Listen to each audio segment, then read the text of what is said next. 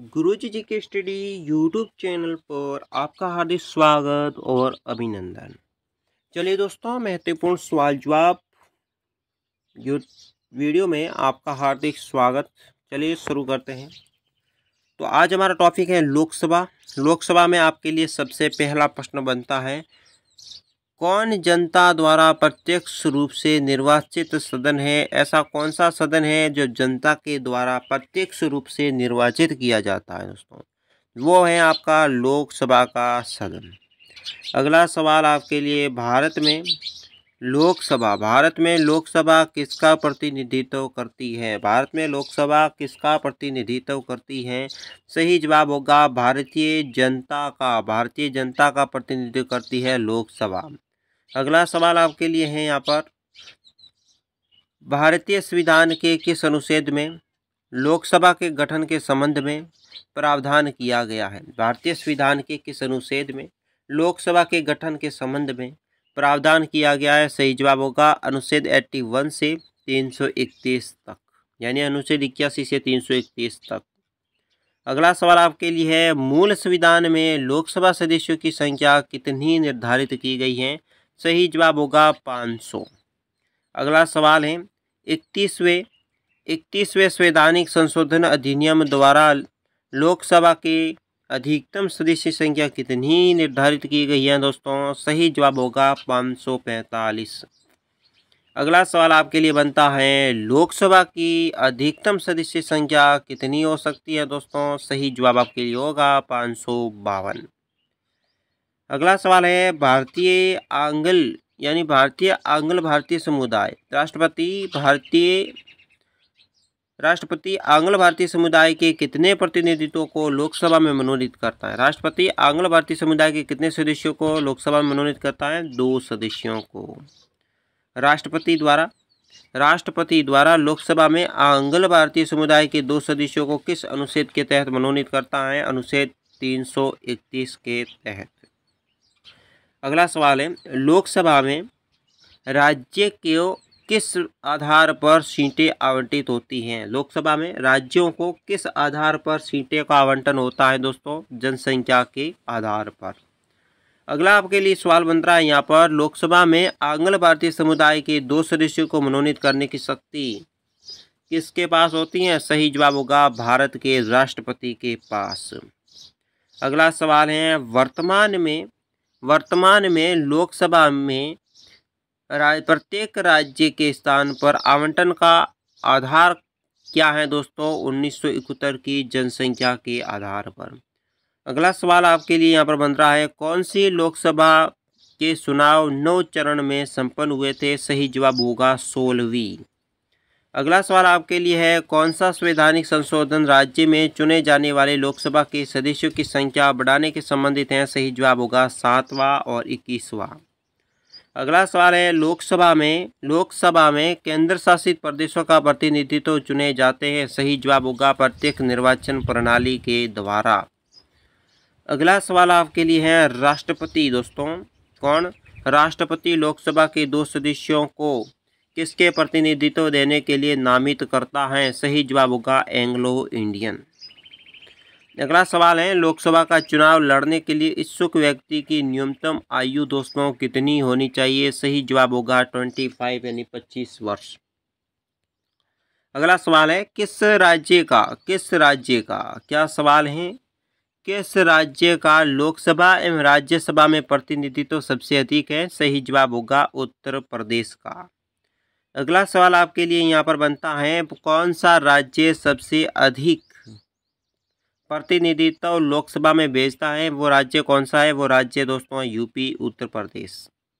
अगला सवाल है, झारखंड क्षेत्र में लोकसभा के सदस्यों की कुल संख्या कितनी है? झारखंड में लोकसभा के सदस्यों की सीटों की संख्या है 14। अगला सवाल है, उत्तर प्रदेश में अतिरिक्त लोकसभा में 2 राज्यों का प्रतिनिधित्व सबसे अधिक है, वे कौन से 2 राज्य हैं? महाराष्ट्र और बिहार। अगला सवाल है, वर्तमान में किस राज्य में लोकसभा में अधिकतम सदस्य की संख्या के हिसाब से दूसरा स्थान किसका है? महाराष्ट्र का दूसरा स्थान है। अगला सवाल यहाँ पर आपके लिए बनता है बिहार में लोकसभा की सीटों की कुल संख्या कितनी है दोस्तों? 14 यानी कि 40 है। अगला सवाल आपके लिए यहाँ पर बनता है छत्तीसगढ़ राज्य में लोकसभा के कितने निर्वाचन क्षेत्र हैं दोस्तों? निर्वाचन क्षेत्रों की संख्या छत्तीसगढ़ में 11 यानी 11। लोकसभा में किस संघ शासित प्रदेशों में सर्वाधिक प्रतिनिधित्व निर्वाचित होकर आते हैं? वे आते हैं दोस्तों दिल्ली से। संघ शासित प्रदेशों या संघ शासित क्षेत्रों में दिल्ली कितने प्रतिनिधि निर्वाचित होकर लोकसभा में भेजता है दोस्तों? 7। लोकसभा का सामान्य कार्यकाल कितना वर्ष होता है दोस्तों? 5 वर्ष। अगला सवाल है आपके लिए दोस्तों, आपातकाल के दौरान संसद लोकसभा का कार्यकाल एक बार में कितनी समय के लिए बढ़ सकता है दोस्तों? 1 वर्ष के लिए। लोकसभा में कोरम गणपूर्ति पूरा करने के लिए कम से कम कितने सदस्यों की जरूरत होती है दोस्तों? कुल सदस्यों की संख्या का 1/10वां भाग। लोकसभा में कार्यकाल 5 वर्ष से अधिक किस अवस्था में बढ़ाया जा सकता है दोस्तों? जब राष्ट्रीय आपातकाल लागू हो। लोकसभा में किसी सदस्य की सदस्यता कितने दिनों तक लगातार अनुपस्थिति रहने पर समाप्त हो जाती है? 2 माह। संसद सदस्यों को प्रतिमाह वेतन के रूप में कितना रुपया दिया जाता है? 50,000 रुपये। केंद्रीय मुख्य सचिव को कितना वेतन मिलता है? 2.5 लाख रुपये, 2,50,000 रुपये। अप्रैल मई 2014 में हुए चुनाव किस लोकसभा में हुए थे? सही जवाब होगा 16वीं लोकसभा की। अगला सवाल है, लोकसभा सदस्य अपना त्याग पत्र दोस्तों किसे संबोधित करके देता है? लोकसभा अध्यक्ष को। अगला सवाल आपके लिए है, किस वर्ष में भूतपूर्व संसद सदस्यों के लिए पेंशन की व्यवस्था की लागू की गई थी? 1977 में। लोकसभा की बैठक की अंतिम तिथि तथा दूसरी बैठक की प्रथम तिथि के बीच में कितने समय का अंतराल नहीं हो सकता? 6 माह का अंतराल नहीं होना चाहिए। अगला सवाल आपके लिए यहाँ पर बनता है, लोकसभा के कम से कम कितने सत्र बुलाए जा सकते हैं? सही जवाब होगा वर्ष में 2 बार। अगला सवाल आपके लिए यहाँ पर बनता है, राष्ट्रपति लोकसभा के कार्यकाल को पूरा करने के से पूर्व भंग कर सकता है? कौन कर सकता है? प्रधानमंत्री की सलाह पर राष्ट्रपति लोकसभा को भंग कर सकता है। अगला सवाल आपके लिए यहाँ बनता है, लोकसभा सदस्य के जो निर्गमता के संबंधित हैं दोस्तों, प्रश्नों के निर्णायक कौन होता है? वो होता है दोस्तों लोकसभा का अध्यक्ष। अगला सवाल आपके लिए यहाँ पर बनता है, किसे लोकसभा का अभिरक्षक कहा जाता है? लोकसभा अध्यक्ष को। लोकसभा के अध्यक्ष को कौन चुनता है दोस्तों? लोकसभा के सदस्य होते हैं, वही अध्यक्ष को चुनते हैं। अगला सवाल है, अस्थायी लोकसभा अध्यक्ष को कौन नियुक्त करता है? अस्थायी लोकसभा अध्यक्ष को दोस्तों कौन नियुक्त करता है? उसे नियुक्त करता है राष्ट्रपति। अगला सवाल है आपके लिए यहाँ पर, लोकसभा का विघटन कौन करता है दोस्तों? राष्ट्रपति करता है। सामान्यतः 5 वर्ष की समाप्ति से पहले लोकसभा को किसके द्वारा विघटित किया जा सकता है? प्रधानमंत्री की संस्तुति पर राष्ट्रपति से विघटन कर सकता है। लोकसभा के समापन की अवधि बढ़ाई जा सकती है दोस्तों, कौन बढ़ा सकता है? संसद द्वारा पारित अधिनियम से। राज्यसभा और लोकसभा की समान शक्तियाँ किस क्षेत्र में है? राज्यसभा और लोकसभा की समान शक्तियाँ संविधान संशोधन करने के विषय से संबंधित है। अगला सवाल है, लोकसभा का नेता कौन होता है? लोकसभा का नेता होता है प्रधानमंत्री। अगला सवाल है आपके लिए, कोई विधेयक बिल प्रस्तुत हो सकता है, वो हो सकता है केवल लोकसभा की अनुमति पर। अगला सवाल है, किसी विधेयक को केवल लोकसभा में ही प्रारंभ किया जा सकता है? हाँ दोस्तों, वित्त विधेयक को। अगला सवाल है, किसी विशेष दिन लोकसभा में अधिकतम कितने तारांकित प्रश्न पूछे जा सकते हैं? सही जवाब होगा 20। भारत में क्षेत्रफल की दृष्टि से सबसे बड़ा दोस्तों संसदीय निर्वाचन क्षेत्र है लद्दाख जम्मू कश्मीर का। अगला सवाल है, अविश्वास प्रस्ताव किस सदन में लाया जाता है? लोकसभा के सदन में। अगला सवाल आपके लिए यहाँ पर पूछा गया है, लोकसभा के अनुसूचित जाति अनुसूचित जनजाति के लिए आरक्षित सीटें संविधान के किस अनुच्छेद में उपस्थित होता है? अनुच्छेद 330 में। अगला सवाल है, कौन सा राज्य दोस्तों, कौन सा राज्य लोकसभा की अनुसूचित जनजाति का सर्वाधिक प्रतिनिधि निर्वाचन करता है? वो है दोस्तों मध्य प्रदेश।